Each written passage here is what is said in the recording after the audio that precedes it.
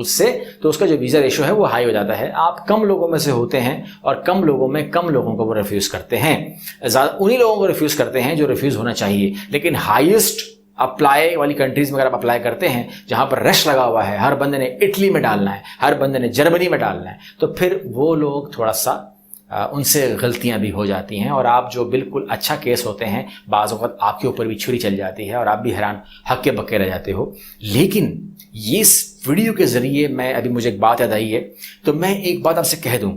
अगर कभी आपको इटली या जर्मनी या कोई भी कंट्री, फ्रांस, कोई भी कंट्री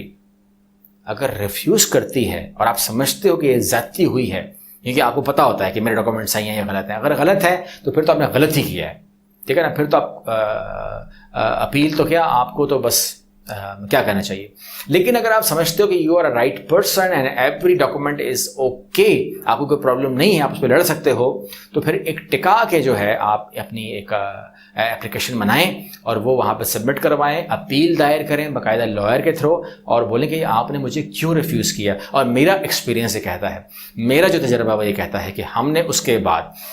वीज़ास लगते हुए देखे हैं, क्योंकि वो कहते हैं कि यार ये बंदा पलट के आया है, अब इसके साथ तमीज़ से तरीके से बात करनी पड़ेगी, क्योंकि अगर ये भाग जाता तो फिर तो अलग बात है, लेकिन अब चूंकि भागा नहीं है तो ये थोड़ा सा इसको हम अगर रिफ्यूज़ भी कर रहे हैं फॉर एग्जांपल तो देख के करना होगा और अदरवाइज इसको देना पड़ेगा, क्योंकि अब ये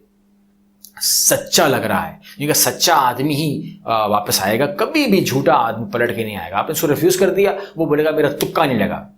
तो जो पलट के आया है वो कह रहा है कि जी मेरे कौन सा डॉक्यूमेंट में आपको प्रॉब्लम नज़र आई, मुझे दिखा दीजिए ताकि मैं भी देखूं कि मेरी कंपनी में प्रॉब्लम है, मेरे डॉक्यूमेंट में प्रॉब्लम है, मैं टैक्स पेयर नहीं हूं, मैं चैम्बर ऑफ कॉमर्स का नुमाइंदा नहीं, मैं कौन सा डॉक्यूमेंट में आपको शक हुआ, आपको क्यों शक हुआ है। तो वो थोड़ा सा फिर एहतियात करके बोलते हैं हमने इसको इसलिए रिफ्यूज़ किया था कि आपसे हमें मिलना था और ये तमाम डॉक्यूमेंट थे। हाँ ठीक है, चलो समझते हैं, अगर आप कहते हैं कि आप आ जाएंगे, चलो मान लेते हैं, आपको दे देते हैं, इस तरीके जान छुड़ाते हैं। वो भी ज़्यादा इस पर बहस में पढ़ना नहीं चाहते। तो उम्मीद करता हूं कि आपको इस वीडियो से ये दो बातें समझ में आ गई होंगी कि एक आपने अपील ज़रूर करनी है और एक हंगरी का वीज़ा कैसे अप्लाई करते हैं। ठीक है, अस्सलाम वालेकुम।